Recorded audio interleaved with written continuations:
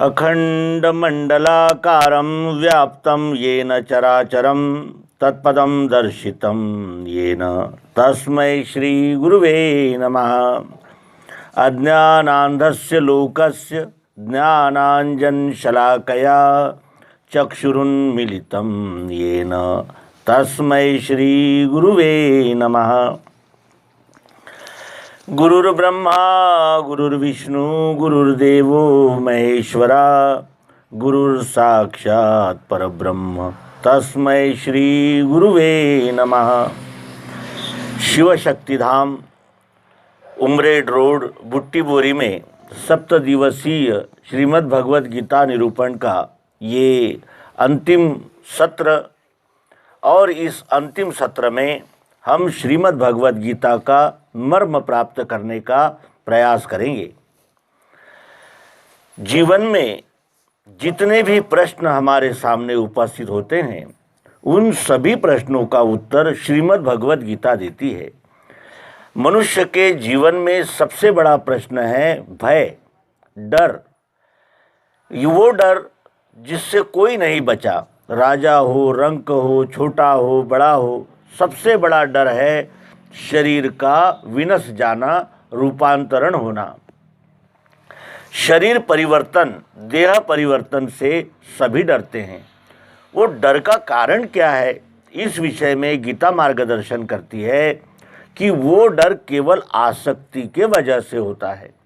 हमें इंद्रियां और इंद्रियों के भोग, ऐश्वर्य, मान, सम्मान और आहार, निद्रा, भय, मैथुन की आदतें, फिर ये शरीर मैं हूँ, केवल शरीर ही मैं हूँ, ये 3.5 हाथ का शरीर ही मेरा स्वरूप है, इस प्रकार का जो अज्ञान है, और ये मेरा है, घर मेरा है, द्वार मेरा है, गाड़ी मेरी है, ये मेरा मेरा और इस मेरेपन की आसक्ति ही मनुष्य को दुखदाई होती है। जो जन्म के बाद मिला है वो मृत्यु से पहले छूट जाना ही है। ये सत्य होते हुए भी ये जीव अज्ञानवश इस सबको अपना मान लेता है और अपनेपन की अनुभूति ही इसके दुख का परम कारण होती है। इस दुख का निवारण अपने स्वस्वरूप की संपूर्ण जानकारी के बगैर नहीं हो सकता। मैं शरीर हूँ, लेकिन केवल शरीर ही नहीं हूँ, शरीर में उपस्थित जीवात्मा ये मेरा मूल स्वरूप है। और मैं जीवात्मा तो हूँ, लेकिन उस शिवात्मा, उस चराचर में व्याप्त आत्मा का ही अंश हूँ। इस प्रकार का ज्ञान श्रीमद् भगवत गीता हमें देती है।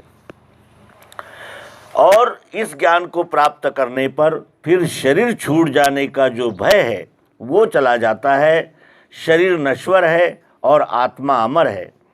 दूसरा प्रश्न ये जागृत होता है कि यदि आत्मा अविनाशी है, अजर है, अमर है, सत्य है, सनातन है, तो फिर ये जीवात्मा क्या है? तो जीवात्मा 17 तत्वों का संघात है।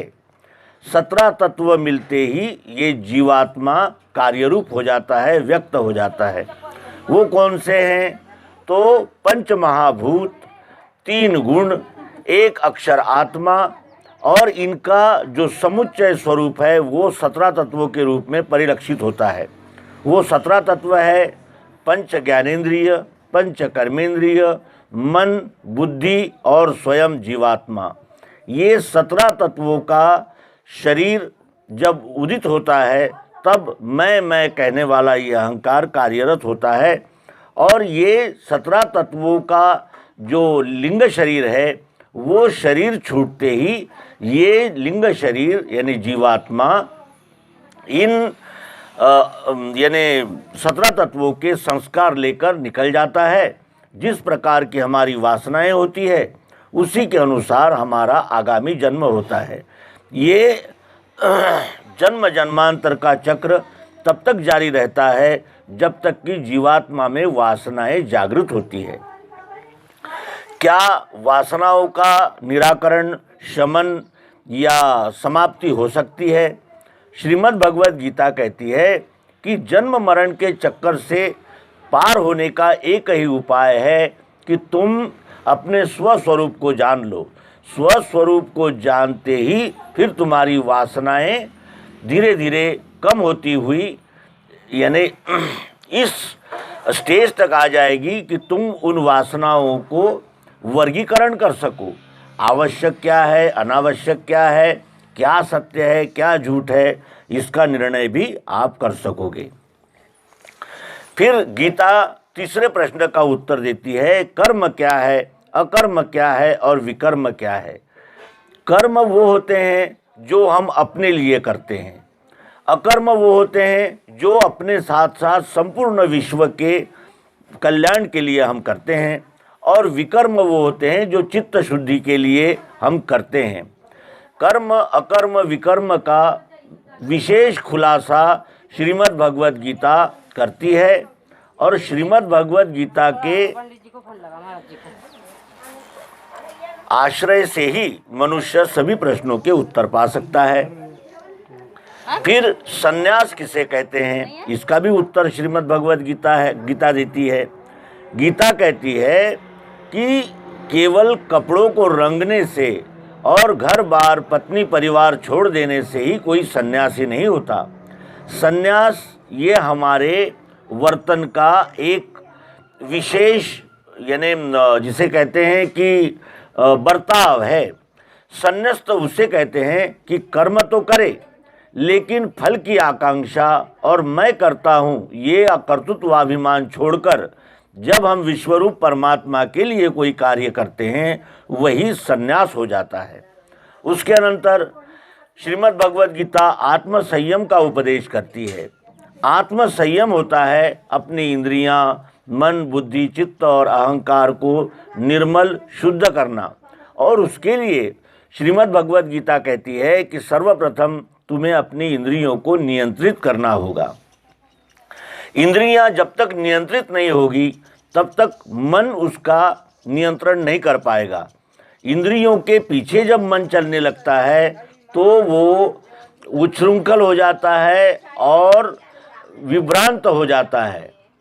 जब मन इंद्रियों के पीछे चलने लगता है तो इंद्रियां जहाँ जहाँ जाती है यानी अपने विषयों में प्रवृत्त होती है, वहाँ वहाँ मन इंद्रियों का साथी बन जाता है।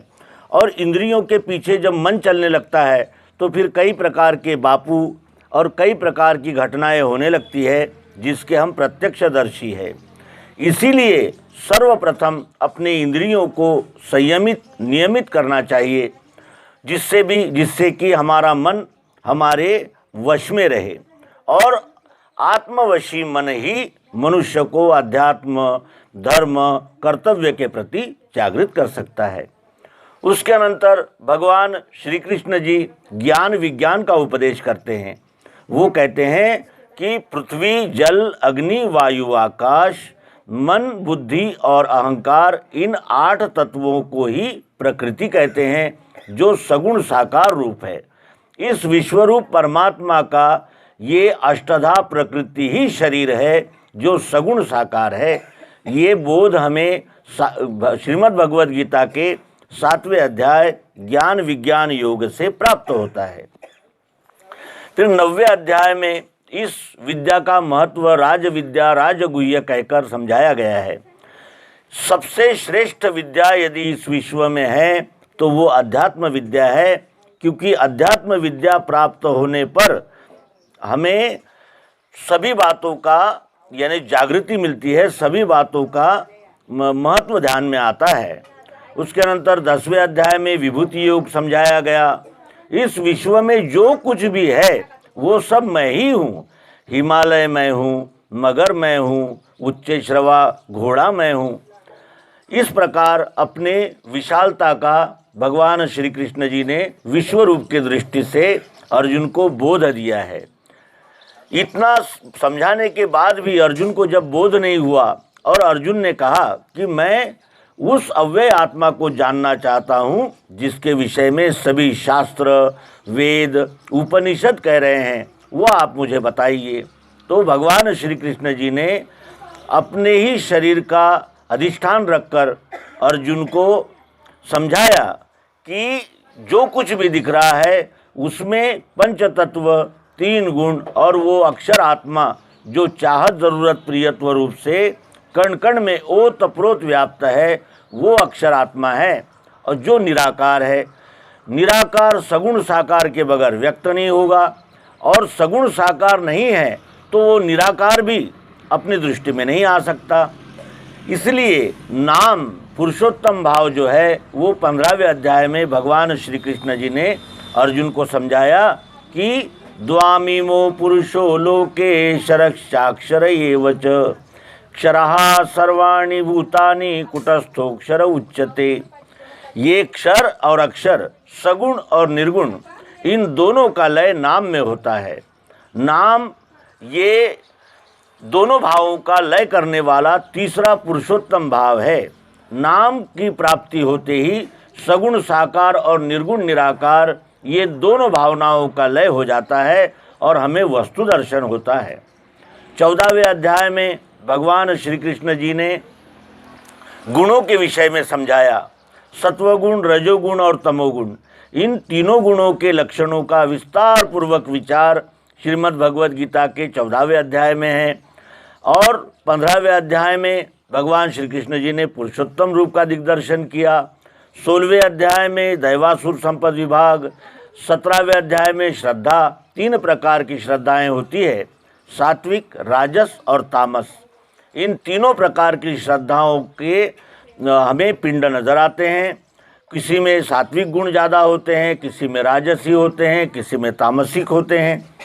इस प्रकार का उपदेश किया और अंत में त्याग और संन्यास का भगवान श्री कृष्ण जी ने 18वें अध्याय मोक्ष संन्यास योग में अर्जुन को उपदेश किया है।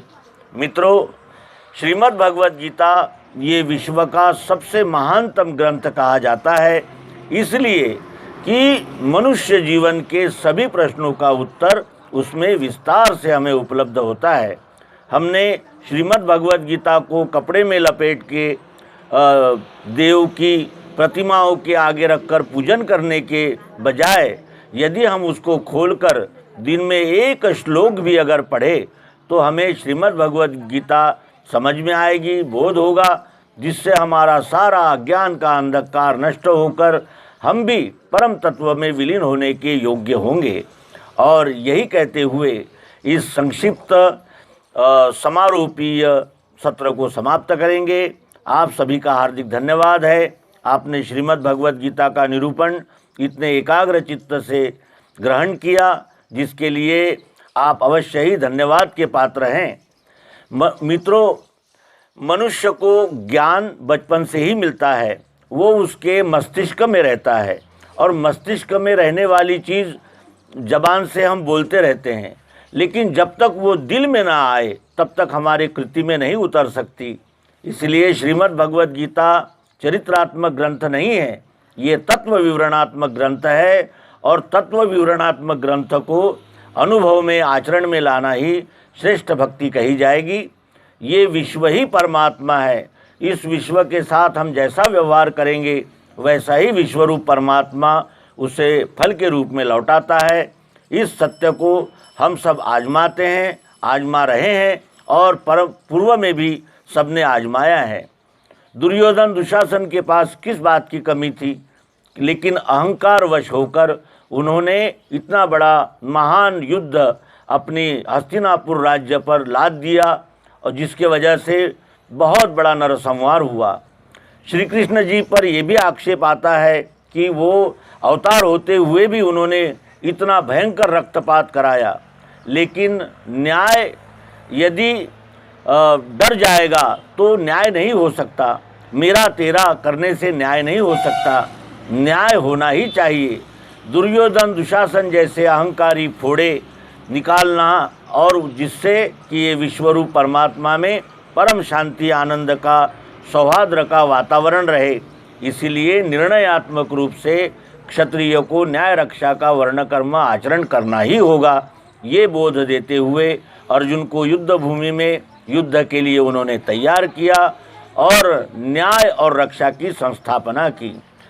यदा यदा हि धर्मस्य ग्लानिर्भवति भारत अभ्युत्थानमधर्मस्य तदात्मानं सृजाम्यहम् परित्राणाय साधूनां विनाशाय च दुष्कृतां धर्म संस्थापनार्थाय संभवामि युगे युगे। युगों युगों में अवतार आते हैं और धर्म की संस्थापना करते हैं। धर्म उसे कहते हैं जिससे इस विश्वरूप परमात्मा का सारा व्यवहार चलता है। उत्पत्ति स्थिति लय का ये नैसर्गिक प्राकृतिक चक्र चलाने के लिए और विश्व में न्याय और रक्षा की पुनर्स्थापना करने के लिए अवतार आते हैं।